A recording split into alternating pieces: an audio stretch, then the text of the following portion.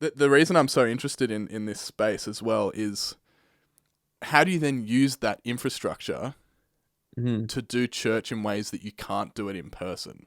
And one of the Mm. big ways is obviously reach. We're having a Yeah. conversation across the world, which we can't do Yeah. unless one of us jumps on a plane, right? It's true. Planes are Um, expensive, man. Planes are Ooh, we. expensive.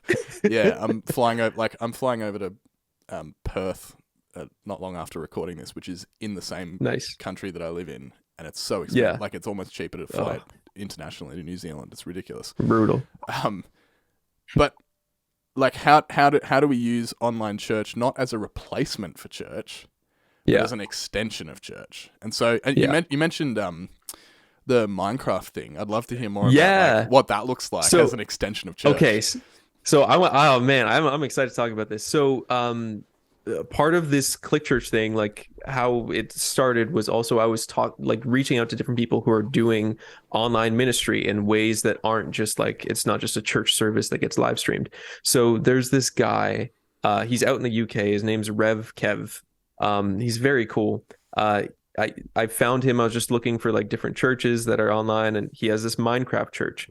And so what it is it started as a thing that they were doing online, and now they also do it in person at different churches.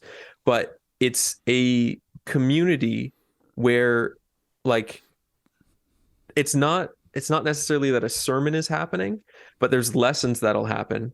And like with the lessons, like sometimes they'll create different things. He implements a lot of like mods into the game that to work with the lessons. And like it's not he doesn't or he hasn't made this space like a church. Like there's no building necessarily. Like people who were a part of the Minecraft church, they might create their own little houses and their own little whatever to like make it feel like their own. And like that was the thing to me that I was like, oh shoot, this is exactly what we need. This is exactly what makes um like the online space special. Because like when you go to a church in person, you can like volunteer there, you can do different things, talk to people, and you're kind of leaving your mark. But when you're online and you're just watching something, you're not necessarily leaving your mark in that same way. And when people are leaving their mark on a space, it makes it feel like more their own. And that's what he was doing in this Minecraft church. Uh, yeah. So whatever Click Church eventually becomes, like a huge part of it is going to be making sure that people are able to leave their marks within it. Mm. So yeah, and the Minecraft church thing. Shout out Rev Kev. Yeah, He that's is sick. the coolest, nicest guy I've ever talked to. I love him. He's the best. That's so awesome. Like I think I've watched someone play Minecraft once. I've never actually been involved in Yeah. like the game, but like hearing about it, I'm like, that's awesome. I want to get like I want to get Yeah. into Minecraft now. Yeah, I think because that's one of the challenges as well, and like you hear about. I don't know if you listened to the Rise and Fall of Mars Hill podcast that was coming Mm-mm. out last year.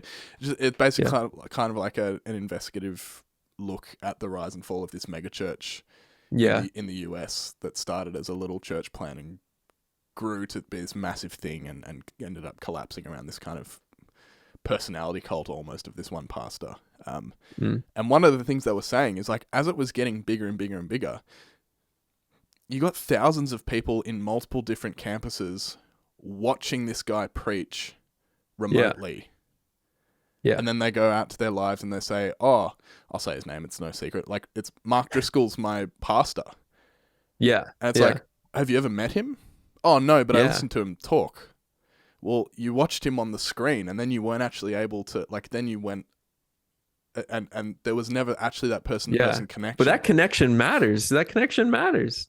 For sure. I think, anyways. Oh, Yeah. for sure it does. For sure it does. But I think one of the challenges of online ministry is then, like, because the trap I think is to replace that with purely online digital interaction, and so not that it's then okay. Well, we got to get those thousands of people in a room with Mark Driscoll to chat to him. That'd be a nightmare. Yeah. But like, how do we then mobilize those people to form?